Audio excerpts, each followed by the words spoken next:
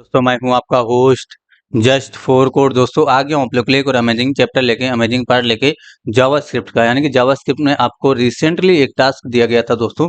यानी कि ये आपको टास्क दिया गया था फॉर्म वैलिडेशन से रिगार्डिंग। जब यहाँ पर आप यानी कि कोई भी यूजर आता है अगर और बिना लिखे बिना टाइप के यहाँ पर क्लिक करता है और आगे बढ़ जाता है तो इस तरीके का वार्निंग का सिंबल मिलता है और इसका जो बॉर्डर कलर है वो भी रेड हो जाता है। इसी तरीके से मोबाइल में भी है, अगर बिना लिखे कोई आगे बढ़ेगा तो इस तरीके से वार्निंग का सिंबल मिलेगा। इसी तरीके से ईमेल के लिए भी है और पासवर्ड के लिए भी है। सभी में इनपुट फील्ड में ऐसा रिस्पॉन्सिव यानी कि ऐसा वैलिडेशन का कोड किया गया है। अगर यहाँ पर कुछ टाइप करके कोई आगे बढ़ता है तो देखिए इसका सिंबल आता है।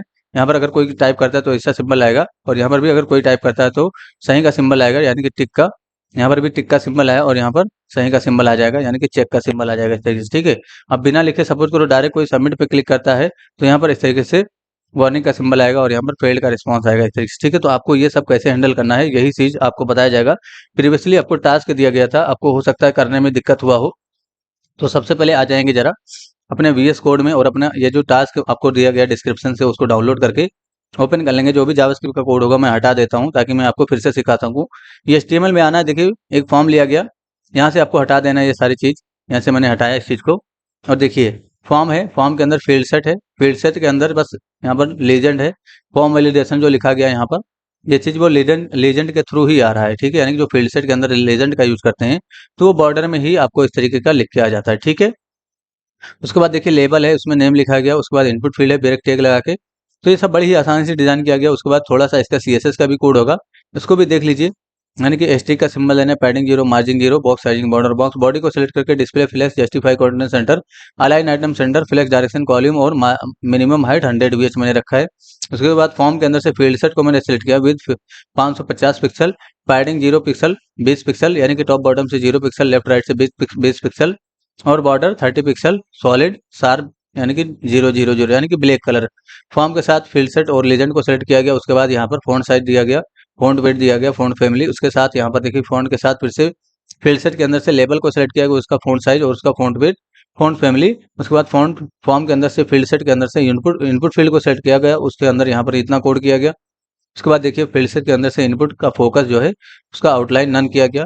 इसी तरीके से आपका फॉर्म के अंदर से फील्ड सेट के अंदर से आई टेक्स्ट सेलेक्ट किया गया, उसका फॉन्ट साइज और यहाँ पर मार्जिन इसका 0 पिक्सल 2 पिक्सल रखा गया। ठीक है, तो ये तो डिजाइनिंग का पार्ट था। अब यहाँ पर जो आइकन आता है वो कैसे सेट करना, तो आइकन सबसे पहले आपको फाउंड ऑप्शन की लिंक लेने होगी। तो लिंक लेने के लिए आपको सीडीएन जेएस इस तरीके से सर्च करना है, सीडीएन जेएस इस तरीके से, और यहाँ पर आपको आइकन मिल जाएगा, यानी कि आइकन का लिंक मिलेगा। तो फॉन्ट ऑप्शन का ही आइकन होता है, यानी कि बहुत सारे आइकन प्रोवाइडर हैं, यानी कि आइकन प्रोवाइड करने के लिए बहुत सारी वेबसाइट हैं, लेकिन हम फॉन्ट ऑप्शन का यूज करेंगे तो इसलिए सीडीएन जेएस सबसे पहले सर्च करेंगे। उसके अंदर जाएंगे और यहाँ पर फॉन्ट ऑप्शन लिखेंगे, यहाँ पर सर्च बार में आपको फॉन्ट ऑप्शन लिख देना है और फॉन्ट ऑप्शन लिखेंगे। उस पर जब क्लिक कर देंगे आप तो यहाँ पर इस तरीके से आपको कुछ लिखेगा, तीन आइकन दिखेगा, तीनों में से आपको बीच वाले पे क्लिक करना है और क्लिक करने के बाद ये कॉपी हो जाता है। उसके बाद आपको यहाँ पर लाके पेस्ट कर देना है। देखिए मैं यहाँ से हमारे में पेस्ट है ऑलरेडी।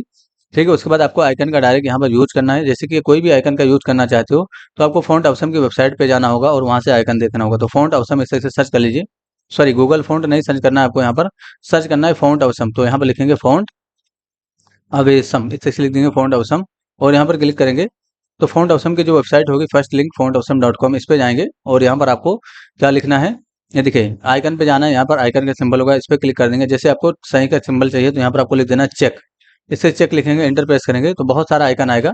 इंटर प्रेस कर दीजिए जरा, ये देखिए बहुत सारा यहाँ पर आइकन आ गया चेक का, लेकिन वही आइकन लेंगे जो कि फ्री पे क्लिक करने के बाद दिखेगा, यानी कि फ्री पे क्लिक कर देना है। अब जैसे ये आइकन दिख रहा है तो ये आप यूज कर सकते हो, इस पे क्लिक करेंगे, यूज करना होगा तो ये कोड है, इस पे क्लिक कर देंगे बोर्ड में तो ये कॉपी हो जाएगा और कहीं पर भी आप पेस्ट कर दिए। तो जैसे ये यहाँ पर देखिए इनपुट फील्ड के बगल में मैंने स्पेन बना रखा है, इसी स्पेन के अंदर मुझे आइकन को प्रेजेंट करना है। तो यहाँ पर मैंने क्या किया, आई टेक को यहाँ पर प्रेजेंट किया और रिलोड करके अगर आप टेस्टिंग करोगे तो देखिए इसके आगे यहाँ पर आइकन दिख जाएगा आपको। ठीक है, इस तरीके से आइकन दिखा। इसी तरीके से अगर आपको वार्निंग वाला चाहिए तो यहाँ पर जाएंगे और सर्च कर लेंगे वार्निंग के लिए। तो वार्निंग के लिए आपको यहाँ पर सर्च करना है, या तो आप क्लोज सर्च कर लीजिए इस तरीके से। तो क्लोज करने से भी वार्निंग, क्लोज सर्च करने से भी वार्निंग का आइकन आ जाएगा। ये देखिए जो फ्री में दिखेगा आपको यहाँ से ले लेना है, जैसे इसमें बहुत सारा है। और यहाँ पर अगर कॉलेज सर्विस से वार्निंग नहीं आ रहा है तो आप यहाँ पर करके वार्निंग ही सर्च कर लीजिए और यहाँ पर क्लिक करेंगे फ्री वाले पे तो बहुत सारा वार्निंग का आइकन आपको दिख जाएगा। जैसे ये वाला है, इस पे क्लिक करेंगे, इस पे क्लिक कर देंगे तो ये कॉपी हो जाएगा। और वार्निंग के लिए मैं दूसरे वाले स्पेन का यूज करता हूँ, इसके अंदर यहाँ पर पेस्ट कर देता हूँ। देखिए नीचे वाले में आपका वार्निंग का आइकन दिख जाएगा। ठीक है, तो ये हो गया हमारा सेटअप। यानी कि दोनों आइकन आपने रीड कर लिया और यहाँ पर सेट कर दिया। तो यहाँ पर अभी आपको आइकन नहीं दिखाना, आइकन कब दिखाना है, जब यहाँ पर ऑन चेंज होगा तब, यानी कि ऑन ब्लर होगा तब।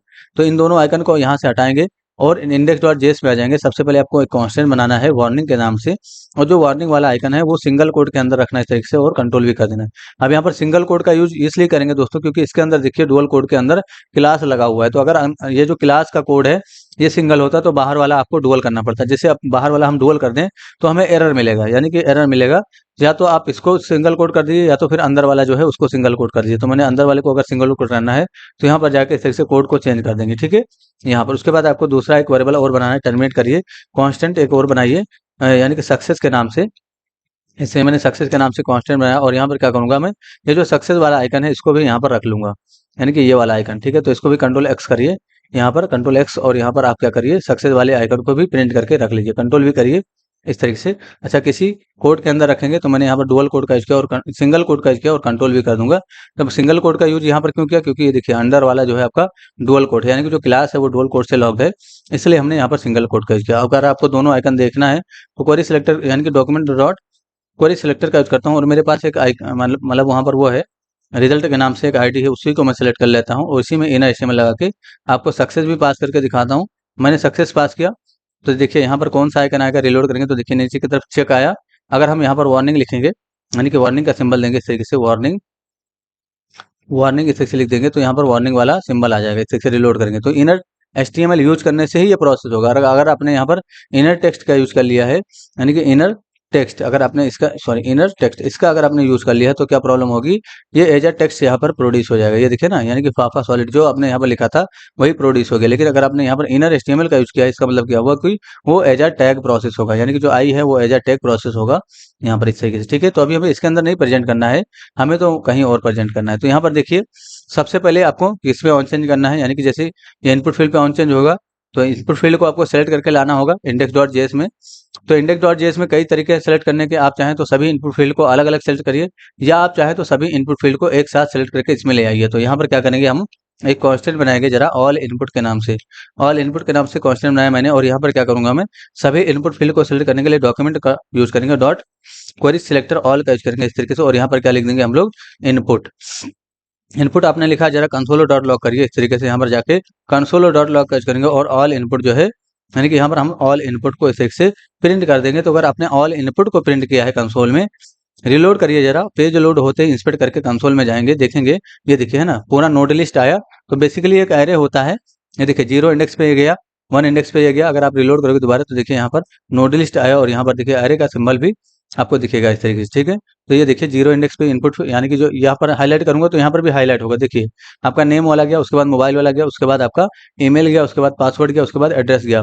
तो 0 से लेकर 4 इंडेक्स तक हमें वैल्यू यूज करना है। ये जो इनपुट फील्ड है ये आपका सबमिट वाला बटन है, देखिए इस पे हाईलाइट करता हूँ तो यहाँ पर हाईलाइट हो जाता है, ठीक है, इस तरीके से। तो आप अगर आपको 0 वाले पे काम करना है तो आपको क्या करना पड़ेगा, ऑल इनपुट के अंदर से 0 को एक्सेस करना होगा। जैसे यहाँ पर आएंगे, मैं इसको हटा देता हूँ, अभी मैंने कंसोल जो किया था इसको हटा देता है यहाँ से, और यहाँ पर क्या करेंगे, ऑल इनपुट का यूज करेंगे इस तरीके से, और इसके अंदर से 0 इंडेक्स को एक्सेस करेंगे, और डॉट ऑन क्लिक या on blur, sorry on blur लगाएंगे इस तरीके से, ऑन ब्लर इवेंट का यूज करेंगे, सॉरी ऑन ब्लर होता है इस तरीके से, इस इवेंट का यूज करेंगे, और यहाँ पर कॉल बैक देंगे। तो कॉल बैक आप दो तरीके से दे सकते हो, आप चाहें तो फंक्शन कीवर्ड के साथ दीजिए, यानी सॉरी एरो फंक्शन बनाइए, और आप चाहें तो फंक्शन कीवर्ड के साथ फंक्शन बनाइए। तो जैसे मैं फंक्शन कीवर्ड के साथ बनाना है तो यहाँ पर क्या करेंगे, फंक्शन कीवर्ड का यूज करेंगे इस तरीके से, और यहाँ पर कॉल बैक दे देंगे, ठीक है। तो जैसे मैंने ऑन ब्लर होते ही अलर्ट का यूज किया तो अलर्ट हो जाएगा। जैसे आपका कॉल यहाँ पर इक्वल टू छूट गया, इक्वल टू लगाइए इस तरीके से, रिलोड करके, और यहाँ पर जैसे ही आप क्लिक करते हैं और कहीं और क्लिक करेंगे तो अलर्ट हो जाएगा, यानी कि अलर्ट हो गया, इसका मतलब अब हम आगे काम कर सकते हैं। तो हमारा सिचुएशन क्या है कि यहाँ पर अगर कोई बिना लिखे आगे बढ़ता है तो सबसे पहले इसका बॉर्डर रेड होना चाहिए। तो बॉर्डर रेड करने के लिए आपको क्या करना है, ऑल इनपुट का यूज करना है, और यहाँ पर 0 इंडेक्स को एक्सेस करना है, डॉट वैल्यू इस से डिफाइन करना है, और इक्वल टू यानी कि जो वैल्यू है उसको कंपेयर करना है। तो वैल्यू कीवर्ड का यूज करेंगे, और इक्वल टू एम्प्टी से कंपेयर करेंगे। अगर एम्प्टी है तो यहाँ पर क्वेश्चन मार्क का सिंबल देंगे, यानी कि टर्नरी ऑपरेटर का यूज करेंगे, और ऑल इनपुट का 0 इंडेक्स एक्सेस करेंगे, और डॉट लगा के इस तरीके से स्टाइल लगाएंगे, और यहाँ पर इसका जो बॉर्डर कलर है, यानी कि यहाँ पर हम लोग क्या लिख देंगे, बॉर्डर कलर, ठीक है। तो बॉर्डर कलर प्रॉपर्टी का यूज करेंगे इस तरीके से, और यहाँ पर इसका जो कलर है उसको रेड कर देंगे। इसी के साथ साथ आपको दूसरी वैल्यू देना है, तो यहाँ पर मैं कॉलन का सिंबल दूंगा, या आप एंटर कर लीजिए, और यहाँ पर कॉलन का सिंबल देने के बाद अगर ऐसा कब नहीं होगा, यानी कि अगर कुछ इसमें टाइप किया गया है, यानी कि जो इनपुट फील्ड की वैल्यू उसमें अगर कुछ लिख दिया गया है, तो ऑल इनपुट का ही जीरो इंडेक्स एक्सेस होगा। और यहाँ पर स्टाइल लगाएंगे इस तरीके से, और डॉट बॉर्डर कलर प्रॉपर्टी का यूज करेंगे इस तरीके से, और यहाँ पर इसका जो कलर है वो हम क्या कर देंगे, ग्रीन कर देंगे। ठीक है ग्रीन कर दिया मैंने। रिलोड करके टेस्टिंग करिए। यहाँ पर बिना लिखे अगर आप आगे बढ़ते हो तो ये देखिए, है ना, यहाँ पर आ गया रेड कलर। अगर हम कुछ टाइप करके आगे बढ़ते हैं तो देखिए ग्रीन कलर हो गया इस तरीके से। इसी के साथ साथ आपको आइकन भी प्रेजेंट करना है, तो आइकन प्रेजेंट करने के लिए आपको ज़्यादा कुछ नहीं करना है, फिर से सेम कंडीशन को चेक करना है। तो यहाँ पर मैंने टर्मिनेट कर दिया है इस तरीके से, और इसके बाहर यहाँ पर आऊँगा और क्या करूँगा, मैं ऑल इनपुट का फिर से यूज करूँगा, और यहाँ पर जीरो इंडेक्स डिफाइन करेंगे। डॉट डॉट आपको वैल्यू का यूज करना है, यानी कि वैल्यू कीवर्ड का यूज करना है इस तरीके से, और मैच कर लेना है। अगर अभी भी एम्प्टी है तो क्या करना है, आपको क्वेश्चन मार्क का सिंबल देना है, और ऑल इनपुट यानी कि सॉरी स्पेन का यूज करना होगा, क्योंकि आइकन हमें स्पेन के अंदर शो करना है, यानी कि यहाँ पर जो स्पेन आपने बना रखे हैं इसी के अंदर आपको आइकन को शो करना है यहाँ पर। ठीक है, यानी कि यहाँ पर आपको स्पेन के अंदर आइकन को शो करना है, तो सभी स्पेन को एक साथ सेलेक्ट करेंगे, इसलिए यहाँ पर आइए और इसी लाइन को कॉपी पेस्ट कर लीजिए, और यहाँ पर आप स्पेन लिख दीजिए।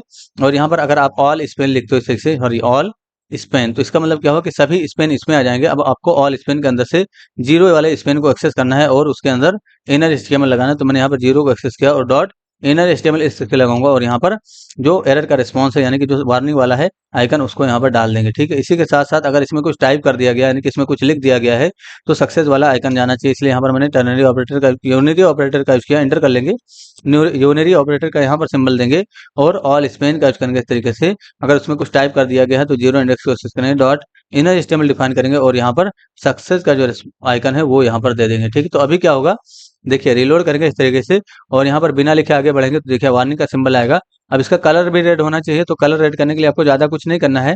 ये जो स्टाइल है यहाँ पर आइए, और यहाँ पर यानी कि जो आइकन इसमें आइए, स्टाइल लगाइए, और यहाँ पर इसका जो कलर है उसको रेड कर दिए। तो कलर प्रॉपर्टी, अच्छा यहाँ पर सिंगल कोड का यूज करना होगा, क्योंकि जो आपका बाहर वाला कोड है वो डुअल कोड है। तो यहाँ पर मैंने सिंगल कोड का यूज किया, और यहाँ पर जो कलर प्रॉपर्टी उसको रेड कर दूंगा।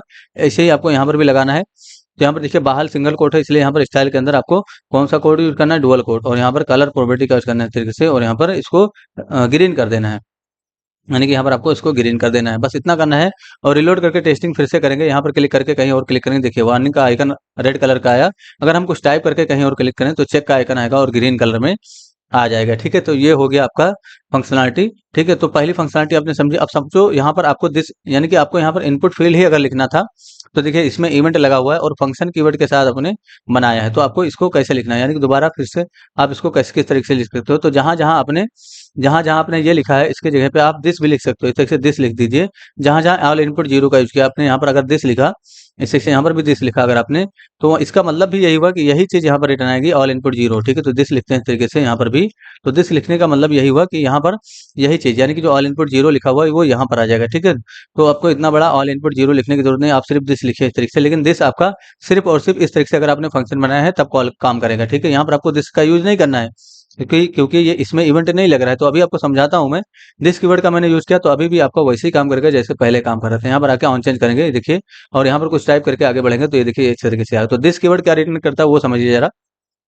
कंट्रोल एक्स कर लीजिए, और कंसोल डॉट लॉग में जरा इस तरीके से पास कर दीजिए दिस, यानी कि कंसोल डॉट लॉग में हम दिस पास करते हैं यहाँ पर, और रिलोड करके टेस्टिंग करते हैं। यानी कि अगर हमने यहाँ पर रिलोड किया और यहाँ पर इंस्पेक्ट कर लेंगे और कंसोल में चले जाएंगे पहले, उसके बाद यहाँ पर जाके ऑन चेंज करेंगे, यानी कि इस पे ऑन चेंज करेंगे, देखिए क्या आया, इनपुट फील्ड आया, यानी कि जिसमें इवेंट लगा हुआ वही वाला इनपुट फील्ड आया। इसमें इवेंट लगा हुआ तो यही वाला इनपुट फील्ड आएगा। ठीक है, यहाँ पर वही चीज यहाँ पर हो रहा है। कंट्रोल जेड करिए अब, तो अगर इनपुट फील्ड यहाँ पर आ रहा है तो इसका मतलब क्या होगा कि डायरेक्ट वो चेक कर लेगा, और दिस से भी आपका यही चीज, यानी कि यही चीज आप यहाँ पर लिख रहे हो, अगर यहाँ पर आपने दिस लिखा है, लेकिन ये दिस आपका फंक्शन की, यानी कि फंक्शन कीवर्ड के साथ अगर आपने फंक्शन बनाया होगा तभी आपका काम करेगा। सपोज करो मैं यहाँ से कंट्रोल एक्स करता हूँ, और यहाँ पर मैं एरो फंक्शन बना देता हूँ, यानी कि मैंने यहाँ पर क्या कर दिया, एरो फंक्शन इस तरीके से बनाया, और अगर आपने कंसोल डॉट लॉग में अब दिस पास किया यहाँ पर, तो अब देखिए क्या होगा, मैंने यहाँ पर दिस पास किया कंसोल में, तो अब ये रिटर्न नहीं करेगा। देखिए रिलोड करेंगे, एरो फंक्शन के केस में ऐसा नहीं होता है। यहाँ पर आइए और यहाँ पर क्लिक करके कहीं और क्लिक करिए, देखिए क्या आया, यानी कि बहुत बड़ा ऑब्जेक्ट आएगा, इसमें आपको कुछ भी समझ में नहीं आएगा। तो इसी ऑब्जेक्ट को, यानी कि ये जो आया इसको इवेंट बोलते हैं, तो इसको रिसीव कर लेना है, यानी कि इस इवेंट को आपको यहाँ पर पैरामीटर में रिसीव करना है। यानी कि जो भी आपका इवेंट जिसमें लगा हुआ, जैसे ऑन ब्लर इवेंट लगा हुआ है, तो जो भी जिसपे इवेंट परफॉर्म हो रहा है इसको रिसीव करना है। तो ये आपको बहुत सारी चीजें देगा, जैसे यहाँ पर आपको ई प्रिंट करना है अब, यानी कि आपने इवेंट को अगर प्रिंट किया, रिलोड करिए और फिर से जाके इंस्पेक्ट कर लीजिए। इस से मैंने इंस्पेक्ट किया और यहाँ पर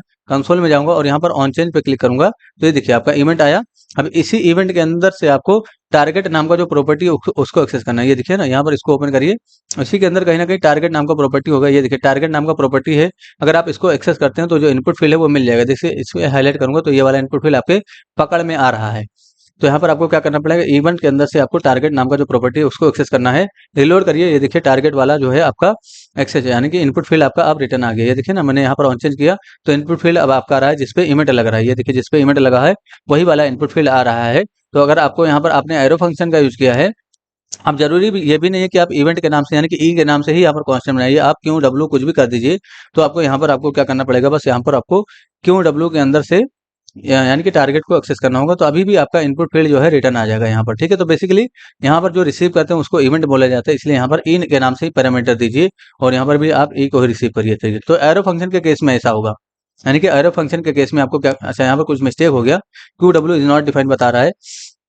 अच्छा मैंने शायद रिलोड नहीं किया होगा, तो रिलोड करिए कंट्रोल आर और यहाँ पर ऑन चेंज करिए, देखिए इनपुट फील्ड आ गया। ठीक है, तो ये आपका एरो फंक्शन के केस में ऐसा करना है। लेकिन अगर यही चीज फंक्शन कीवर्ड होता, यानी कि यहाँ पर अगर आपने फंक्शन कीवर्ड का यूज किया होता, यानी कि जो फंक्शन कीवर्ड होता है उसका यूज किया होता, फंक्शन के थ्रू फंक्शन बनाया होता, तो यहाँ पर आपको इवेंट और टारगेट लिखने की आवश्यकता नहीं है। यहाँ पर आप दिस लिखते तो आपका ये जो इवेंट जिसमें लग रहा है वो ऑटोमेटिक यहाँ पर रिटर्न आ जाएगा। ठीक है, तो जो भी आपको आसान लग रहा है उसका यूज करिए। देखिए इधर रिटर्न आ गया। ठीक है, अगर यही चीज एरो फंक्शन बनाए होते तो आपको यहाँ पर इवेंट को रिसीव करना पड़ता और इवेंट के अंदर से आपको, सॉरी यहाँ पर इवेंट रिसीव करना होता और यहाँ पर आपको इवेंट के अंदर से टारगेट को रिसीव करना होता है। एक बार रिलोड करिए, कंट्रोल आर प्रेस करिए इस तरीके से और यहाँ पर जाएंगे, यानी कि यहाँ पर जाएंगे और यहाँ पर ऑन चेंज करेंगे, देखिए आपका इनपुट फील्ड आ गया। तो आप चाहें फिर से यहाँ पर क्या करिए, कंट्रोल जेड कर दीजिए, कंट्रोल भी करेंगे, देखते हैं कि हमारा जो प्रीवियस डेटा था वो आ रहा है कि नहीं आ रहा है। तो कंट्रोल भी नहीं आ रहा है, कंट्रोल जेड करूंगा तो प्रीवियस डेटा हमारा आ जाएगा। ठीक है, यानी कि यहाँ पर ये देखिए यही तो हमने लिखा था, यहाँ पर आपका इस तरीके से लिखा गया था।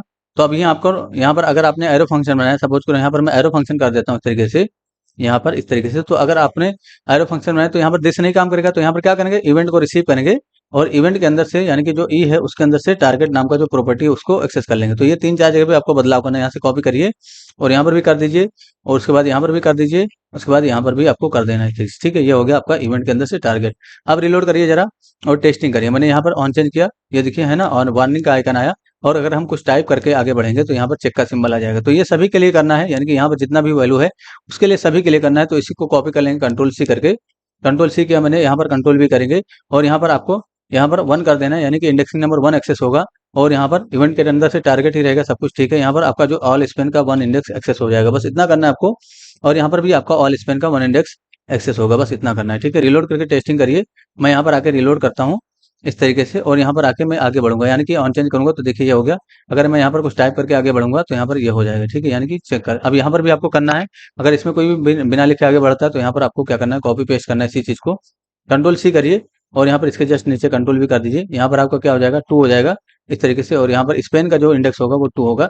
स्पेन के केस में आप यहाँ पर दिस नहीं लिख सकते, ना ही आप इवन टारगेट लिख सकते, क्योंकि टारगेट का केस आपको या दिस का केस आपको वही यूज करना है जिसमें यानी कि जहां पर आपको इसको रिटर्न करना होगा। तो बेसिकली हमें यहाँ पर इसी फील्ड को रिटर्न करना था, इसलिए हमने यहाँ पर इवेंट के अंदर से टारगेट का यूज किया। अभी हमें एक आपको यानी कि फंक्शन कीवर्ड के साथ भी बनाता हूँ। देखिए मैंने रिलोड किया, यहाँ पर ऑन चेंज करूंगा तो ये आ जाएगा, ऑन चेंज करूंगा ये आ जाएगा, यहाँ पर भी ऑन चेंज करेंगे तो ये आ जाएगा। अगर बिना लिखे ऑन चेंज करेंगे तो ये वार्निंग का सिंबल आएगा। अब सपोज करो यहाँ पर आपको फंक्शन कीवर्ड के साथ आपका फंक्शन बना होता, यहाँ पर आइए कंट्रोल भी करिए इस तरीके से और यहाँ पर इंडेक्सिंग नंबर चेंज कर दिए, 3 कर दीजिए, यहाँ पर भी 3 कर देंगे और यहाँ पर भी हम 3 कर देंगे। यही चीज आपका सपोज करो फंक्शन कीवर्ड के साथ फंक्शन बना हुआ है, तो यहाँ से हटाइए जरा इसको और यहाँ पर फंक्शन कीवर्ड बना दीजिए, यानी कि फंक्शन कीवर्ड के साथ फंक्शन बना दीजिए। और यहाँ पर अब आपका इवेंट नहीं रिसीव होगा, यहाँ पर आपका डायरेक्ट दिस लिखा जाएगा। तो दिस यहाँ पर लिखेंगे, कॉपी करिए कंट्रोल सी करके और यहाँ पर भी आपका क्या हो जाएगा, दिस हो जाएगा, तो इसको हटाएंगे और यहाँ पर दिस कर देंगे और यहाँ पर भी आपका इवेंट के अंदर से टारगेट एक्सेस हो रहा है, यहाँ पर भी दिस हो जाएगा और यहाँ पर भी आपका क्या हो जाएगा, दिस हो जाएगा। ठीक है, ये हो गया दिस। बस आपको इतनी जगह पे करना, तो अभी भी ये वर्क करेगा लास्ट, यानी कि हमने पासवर्ड में डिफाइन किया। यहाँ पर आगे बढ़ेंगे, ये देखिए हो गया, इसमें भी और यहाँ पर भी अगर आगे बढ़ेंगे तो पासवर्ड में भी आपका वो हो जाएगा। अब ये इसके लिए हम यानी कि नॉर्मल वाला तरीका यूज करते हैं। तो यहाँ पर आइए, इसको कॉपी करिए कंट्रोल सी करके, इसी के जस्ट नीचे कंट्रोल भी करिए इस तरीके से और यहाँ पर क्या करिए, 4th इंडेक्स का यूज कर लीजिए इस तरीके से और यहाँ पर भी आपको क्या करना है, 4th इंडेक्स को एक्सेस करना है और यहाँ पर भी आपको 4 कर देना है। ठीक है, अब यहाँ पर सपोज करो इनपुट फील्ड को रिटर्न करना है, तो आप चाहें तो इसी को डायरेक्ट लिख दीजिए, दिस को ना लिखिए, आप इसी को लिख दीजिए, तो इससे भी आपका इनपुट फील्ड यहाँ पर आ जाएगा। तो अगर आप दिस लिख रहे हो इसका मतलब ही यही हुआ कि आप यही चीज लिख रहे हो, तो यहाँ पर आप डायरेक्ट लिख दो उसी चीज को, यहाँ पर भी लिख दो, कंट्रोल भी कर दो, तो अब आपका इसमें भी वो चीज काम करेगा। देखिए रिलोड किया मैंने तो तीनों चारों तरीका मैंने बता दिया, जो आपको आसान लग रहा हो वो यूज़ कर लीजिए। आप चाहें तो उस तरीके का यूज़ करें, आप चाहें तो इस तरीके का यूज़ करें, सभी में ये काम करेगा। ये देखिए ना, सभी में ये वर्क करेगा, ठीक है। अब यहाँ पर हमें एक ही क्लिक पे, यानी कि अभी तो रिलोड करेंगे, अगर सपोज़ करो यूज़र आया और डायरेक्ट सबमिट पे क्लिक करता है, तो यहाँ पर भी वार्निंग का आइकन आना चाहिए। इसलिए क्या करेंगे, हम इसके नाम से एक फंक्शन बनाएँगे। तो देखिए चारों केस मैंने बनाया है, यानी कि आप चाहें तो इंडेक्सिंग नंबर दे के एक्सेस कर सकते हैं, आप चाहें तो दिस कीवर्ड के साथ एक्सेस कर सकते हैं, और आप चाहें तो इवेंट के अंदर से टारगेट को निकाल कर उसको एक्सेस कर सकते हैं। लेकिन इवेंट के अंदर से टारगेट कब निकालना है आपको, जब आप यहाँ पर एरो फंक्शन बनाएंगे तब। लेकिन अगर आपको अपने फंक्शन कीवर्ड के साथ फंक्शन बनाना है तो दिस लगाएंगे। अगर आपने यहाँ पर फंक्शन कीवर्ड के साथ फंक्शन नहीं भी बनाया है तो इसका यूज कर सकते हैं, ठीक है। यानी कि अब ये जो केस है, ये दोनों केस में एलिजिबल है, यानी कि फंक्शन कीवर्ड के साथ फंक्शन बनाइए या एरो फंक्शन बनाइए। और इस तरीके से अगर आप लिख रहे हो, यानी कि वही डेटा फिर से यहाँ पर आप लिख रहे हो ऑल इनपुट 04, यानी कि ऑल इनपुट 4 का यूज कर रहे हो, तो आपको यहाँ पर फंक्शन कीवर्ड बनाइए, एरो फंक्शन बनाइए, इससे कोई भी मतलब नहीं है, ठीक है। ये हो गया। अब यहाँ पर आइए, एक कॉमन सा वैलिडेशन सभी के लिए करेंगे, तो एक फंक्शन कीवर्ड के साथ या कांस्टेंट बना लीजिए इस तरीके से, वैलिडेशन के नाम से।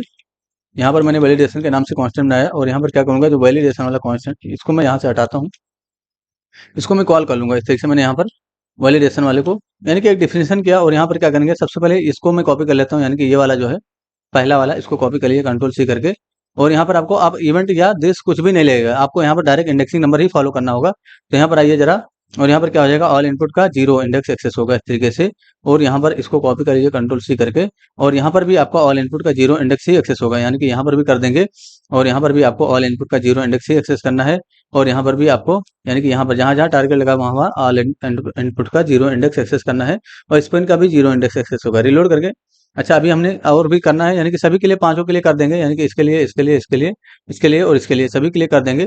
तो कॉपी करिए इसको कंट्रोल सी करके, फिर से कंट्रोल सी किया मैंने, इसी के जस्ट नीचे यहाँ पर कंट्रोल वी करूंगा, और यहाँ पर मैं यहाँ पर क्लिक करूंगा, इस तरीके से यहाँ पर क्लिक करूंगा, और यहाँ पर भी क्लिक कर दूंगा।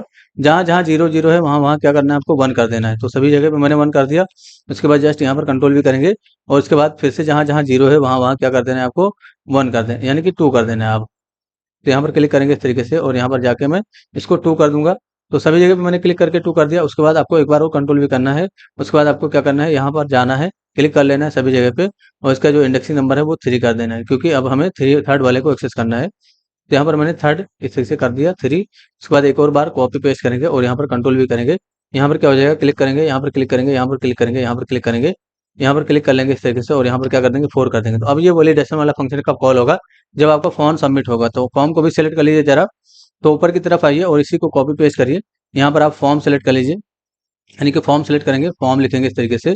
और यहाँ पर आपको क्वेरी सिलेक्टर ऑल का नहीं यूज करना है, आपको क्वेरी सिलेक्टर का यूज करना है। और यहाँ पर फॉर्म नाम का एक कांस्टेंट बना दीजिए। तो फॉर्म नाम का मैंने कांस्टेंट बनाया। इसी फॉर्म को ऑन सबमिट होते ही हमें वैलिडेशन वाला फंक्शन कॉल करना है। तो फॉर्म में आपको क्या लगाना है, फॉर्म का यूज करना है, और डॉट ऑन सबमिट इवेंट का इसे यूज करना है। इसके बाद आप एरो फंक्शन का कॉल बैक दीजिए, या फंक्शन के इवेंट के साथ कॉल बैक दीजिए, कोई भी इश्यू नहीं होगा। और जो वैलिड, सबसे पहले तो इवेंट को रिसीव करेंगे इस तरीके से, और यहाँ पर आपको इवेंट के अंदर से प्रिवेंट डिफॉल्ट लगाना है। तो इवेंट के अंदर से आपको क्या करना है, ई डॉट, यानी कि ई डॉट प्रिवेंट डिफॉल्ट इस से यहाँ पर लगा देंगे। तो प्रिवेंट डिफॉल्ट फंक्शन जो है आपको यहाँ पर इस से कॉल कर लेना है। तो ये आपका प्रिवेंट डिफॉल्ट फंक्शन कॉल हो जाएगा। इससे क्या होगा, आपका जो पेज है वो लोड नहीं होगा। और यहाँ पर क्या करेंगे, वैलिडेशन वाला जो फंक्शन है उसको हम यहाँ पर कॉल कर देंगे। तो वैलिडेशन वाले फंक्शन को जरा कॉल करिए, और यहाँ पर टर्मिनेट करेंगे। उसके बाद देखिए अब क्या होगा, डायरेक्ट रिलोड करके और डायरेक्ट क्लिक करिए सबमिट पे। ये देखिए सभी के लिए वैलिडेशन काम किया। अगर हम यहाँ पर कुछ टाइप करके क्लिक करेंगे और सबमिट पे, तो ये देखिए हमारा ये हो गया। लेकिन अगर सपोज करो हम यहाँ पर आते हैं, कुछ टाइप करते हैं, जैसे यहाँ पर भी तो कुछ टाइप कर देते हैं, और यहाँ पर भी कुछ टाइप कर देते हैं, और यहाँ पर देखिए मैंने दोनों में नहीं टाइप किया है। सबमिट पे क्लिक करूंगा तो इन दोनों के लिए वैलिडेशन बोला जाएगा इस तरीके से। और यहाँ पर सबमिट पे क्लिक करेंगे तो देखिए ये आ गया इस तरीके से, ठीक है। अब सपोज करो आप चाह रहे हो ईमेल और पासवर्ड हम जो चाह रहे हो वो आना चाहिए। तो इसी के नीचे, यानी कि वैलिडेशन के नीचे आप क्या करिए, ईमेल वाले इनपुट फील्ड को सिलेक्ट करिए इस तरीके से, यानी कि जो ईमेल वाला इनपुट फील्ड है उसको सिलेक्ट करना है। तो ऑल इनपुट का आप 2 इंडेक्स एक्सेस करेंगे, तो आपका ईमेल सेलेक्ट हो जाएगा। डॉट वैल्यू इससे मैच कर लीजिए, इसका वैल्यू अगर a@gmail.com के बराबर आ रहा है इस तरीके से, यानी कि @gmail.com के बराबर अगर आ रहा है, तो हमारे पास एक रिजल्ट नाम का, यानी कि क्वेश्चन मार्क का, अच्छा यहाँ पर आपको दोनों कंडीशन एक ही लाइन में चेक कर लीजिए। यहाँ पर एंड ऑपरेटर का सिंबल दीजिए, और ऑल इनपुट का थर्ड इंडेक्स एक्सेस करिए, उसमें चेक करिए इसका वैल्यू जो है डॉट वैल्यू इक्वल टू अगर पासवर्ड के बराबर आ रहा है, यानी कि पासवर्ड अगर 1 2 3 4 आ रहा है, तो आपको यहाँ पर यानी कि इंटर कर लेना, और यहाँ पर क्वेश्चन मार्क का सिंबल लेना। तो यहाँ से लेकर ये जो लिखा जा रहा है ये सब एक ही लाइन का पार्ट है, ठीक है। हमने क्या किया, सबसे पहले वैल्यू में a@gmail.com मैच किया, दूसरा वैल्यू आपने क्या मैच किया है कि पासवर्ड में 1 2 3 4 आना चाहिए। तो एंड ऑपरेटर का आपने सिंबल दिया, अभी आपको समझाता हूँ यहाँ पर। और यहाँ पर देखिए रिजल्ट नाम का मेरे पास एक आईडी है H1 में, ये वाला, इसी को सेलेक्ट कर लेंगे, कंट्रोल सी करिए, वहाँ पर आइए ऊपर की तरफ, और जहाँ पर आपने फॉर्म सेलेक्ट किया इसी के जस्ट नीचे सेलेक्ट कर लीजिए, ये रहा फॉर्म, इसी को कॉपी पेस्ट करेंगे और यहाँ पर हैश लगा के हम रिजल्ट को सेलेक्ट करेंगे, कंट्रोल V। और यहाँ पर हम क्या कर, रिजल्ट नाम का एक कांस्टेंट बनाइए, रिजल्ट नाम का एक कांस्टेंट बनाइए, इसमें रखिए इसी रिजल्ट में आपको वैल्यू प्रेजेंट करना है। तो यहाँ पर आएंगे नीचे की तरफ, अगर दोनों ही मैच कर गया तो यहाँ पर क्या करेंगे, रिजल्ट का यूज करेंगे और डॉट इनर एस्टिमेट इसमें डिफाइन करेंगे और इसमें जो है सक्सेस लिख देंगे इस तरह से। लेकिन अगर दोनों ही मैच नहीं करता है तो यहाँ पर क्या करेंगे, यूनरी ऑपरेटर का सिंबल देंगे और रिजल्ट के अंदर से डॉट इनर एस्टिमेट डिफाइन करेंगे और यहाँ पर आपको फेल्ड को प्रेजेंट कर देना है, ठीक है। यहाँ पर टर्मिनेट करेंगे और आके टेस्टिंग करिए जरा। मैंने रिलोड किया इस तरीके से और यहाँ पर मैं कुछ लिखता हूँ इस तरीके से, यहाँ पर मैं मोबाइल नंबर डाल देता हूँ, यहाँ पर मैं AK@gmail.com और पासवर्ड में 1234 ही डालता हूँ इस तरीके से, और एड्रेस में इस तरीके से कुछ भी डाल दे रहा हूँ। सबमिट पे क्लिक करूँगा, देखिए फेल्ड आएगा। लेकिन अगर हम यहाँ पर A@gmail.com करते हैं और सबमिट पे क्लिक करें तो देखिए सक्सेस का मैसेज आएगा। अगर आपने यहाँ पर देखिए पासवर्ड को गलत कर दिया और सबमिट पे क्लिक करेंगे तो देखिए फेल्ड आएगा। तो अगर यहाँ पर देखिए, यहाँ पर आपने जो कंडीशन लगाई है वो ईमेल और पासवर्ड दोनों ही मैच करना चाहिए। सपोज करो यहाँ पर और ऑपरेटर का भी आप यूज कर सकते हो, यानी कि और ऑपरेटर का इसको बोलते हैं, यानी कि ये वाला सिंबल होता है जो और ऑपरेटर का सिंबल होता है। तो और ऑपरेटर के केस में क्या होता है, जैसे हमने यहाँ पर देखिए पासवर्ड गलत कर दिया तब भी सक्सेस आएगा। यहाँ पर रिलोड करना होगा, इसी से मैंने रिलोड किया और यहाँ पर कुछ टाइप करता हूँ, इस तरीके से मैंने टाइप किया और यहाँ पर देखिए मैं पासवर्ड सही करता हूँ, ईमेल मेरा गलत है, तभी यहाँ पर क्या आएगा, सक्सेस आएगा। ये देखिए सक्सेस का मैसेज आया। अब चलो हम पासवर्ड भी गलत कर देते हैं और यहाँ पर सबमिट करेंगे तो अब फेल्ड आएगा। अब इन दोनों में से, यानी कि जो और ऑपरेटर का केस होता है उन दोनों में से अगर कुछ भी एक मैच कर गया, जैसे अभी ईमेल सही है, सबमिट पे क्लिक करेंगे तो सक्सेस आएगा, और पासवर्ड भी अगर आप सही करेंगे तब भी सक्सेस आएगा। लेकिन और ऑपरेटर के केस में ये होता है कि इन दोनों में से कुछ भी अगर मैच कर गया, यानी कि या तो ये मैच कर जाए या तो ये मैच कर जाए, तो सक्सेस का रिजल्ट आ जाएगा। जैसे मैंने पासवर्ड गलत कर दिया और सबमिट पे क्लिक करूंगा, देखिए अब क्या आएगा, सक्सेस का अभी भी आ रहा है। अब जब दोनों केस यहाँ पर गलत हो जाएगा तभी यहाँ पर फेल्ड आएगा, ठीक है। यहाँ पर अगर आप चलो पासवर्ड भी मैच कर लिया और यहाँ पर मैंने ईमेल को गलत कर दिया, पासवर्ड मैच कर रहा है तो सक्सेस आ जाएगा। क्योंकि और ऑपरेटर के केस में क्या होता है, चाहे ये मैच कर जाए चाहे ये वैल्यू मैच कर जाए, ये सक्सेस का रिस्पॉन्स दे देगा। लेकिन एंड ऑपरेटर का जो केस होता है ये आपको पढ़ाया जाएगा आगे। तो एंड ऑपरेटर का आपको यूज करना है। अगर आपने एंड ऑपरेटर का यहाँ पर यूज किया है, इसको एंड ऑपरेटर बोलते हैं, दो बार एंड लिखना होता है, ठीक है।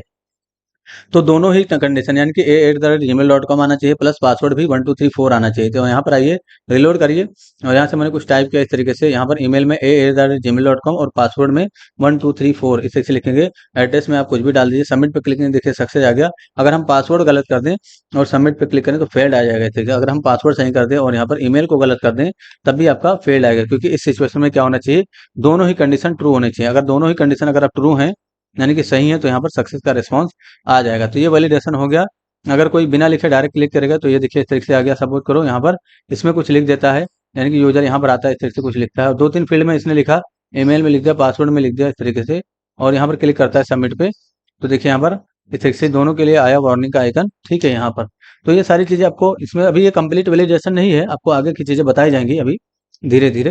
तो आई होप आप लोग को समझ में आया होगा दोस्तों। अगर किसी को दिक्कत हो जरूर पूछे, आपकी हेल्प कर दी जाएगी। Thanks for enjoying the premium education of just 4 course. See you soon.